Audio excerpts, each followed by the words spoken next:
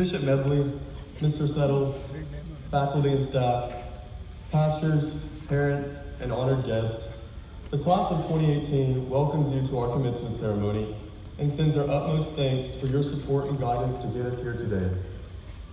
Well, class of 2018, I'm happy to inform you all that we no longer have the potential to be high school dropouts, so at least we have one thing going for us. It is my great honor to have the opportunity to speak to you, the class of 2018. I would like to start by thanking all of those who have helped us get to this milestone in our lives. Parents who made our lunches when we were running late. Teachers and administrators who constantly reminded us to sing at Mass. Priests and pastors who helped us grow deeper in our relationships with Christ. And to anyone else that has helped us along the way, we love you and we couldn't have done it without you. I don't think it would be fair to begin without sending a special thanks to a particular person who has done more for each and every one of us than we will ever realize. Mr. Tony Krause. He isn't really someone who can be quantified or described in simple words. And if words can't describe his legacy, then I guess the best source of life we have of Mr. Krause is in the people he influenced, taught, and loved. Anyone that knew Mr. Krause can attest to the fact that he had the ability to make people better, to strive for sainthood, and to live with the most important goal in life in mind, that is to make it to heaven. So from the bottom of our hearts, thank you, Mr. Krause, for touching our lives and allowing us to be a part of yours. Before I get to the good stuff, I just want to point out the fact that I am forced to conform to the cliche that is a high school valedictorian speech, and I have no choice but to do so with what little knowledge I have on life.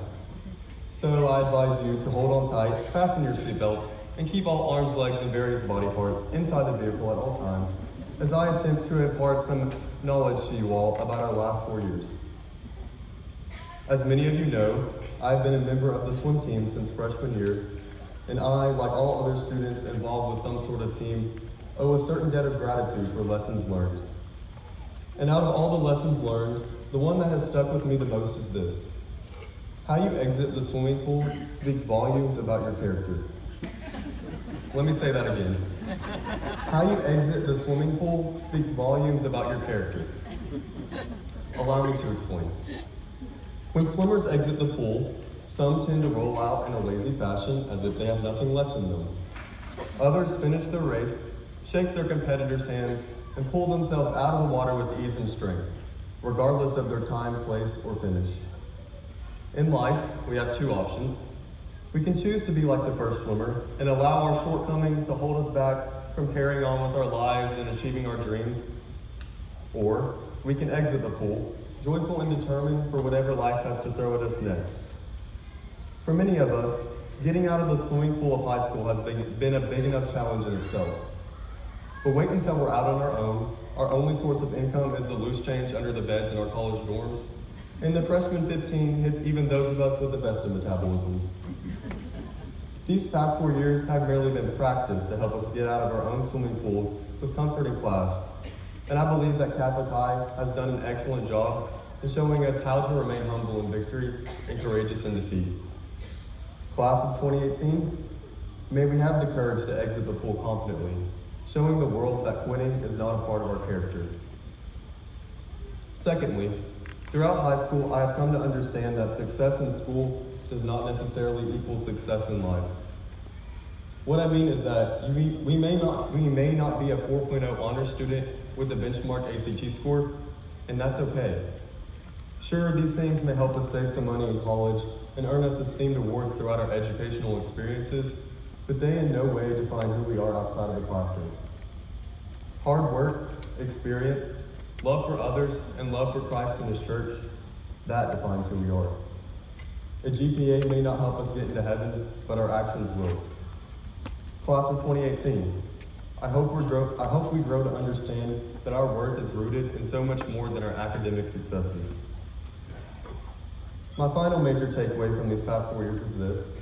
In the words of Thomas Rhett, life changes.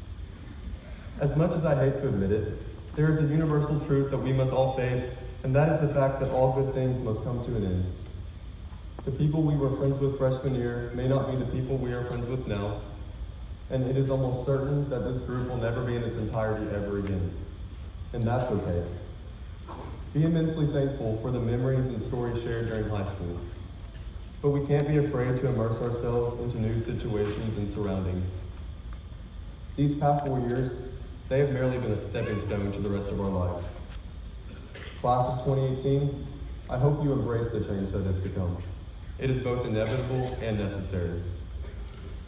I would like to close with a powerful quote by Mother Teresa of Calcutta. Her words radiate life, so if you haven't listened to a single word I've said, listen to what she has to say. She says, and I quote, "People are often unreasonable, illogical, and self-centered. Forgive them anyway. If you are kind, people may accuse you of selfish, ulterior motives. Be kind anyway. If you are successful, you will win some false friends and some true enemies. Succeed anyway. If you are honest and frank, people may cheat you. Be honest and frank anyway. What you spend years building, someone could destroy overnight. Build anyway. If you find serenity and happiness, they may be jealous. Be happy anyway. The good you do today, people will often forget tomorrow. Do good anyway. Give the world the best you have, and it may never be enough. Give the world the best you've got anyway. You see, in the end, it is between you and God. It was never between you and them anyway." On that note, I would like to say thank you and congratulations to each and every one of you. Freshman health and PE classes need to bring their books and binders to class today. Waffles are in fact better than pancakes. The moon landing was a hoax. It's Yanny, not Laurel. Cereal is always tastier at night. Tupac and Michael Jackson are both still alive. And the yodeling Walmart boy can sing better than you. Class of 2018, let our minds be forever scholarly, our hearts be forever joyful, and our wills be forever strong. Fellow graduates, if you could please stand.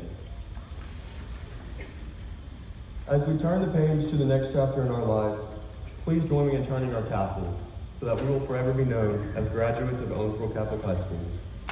Thank you.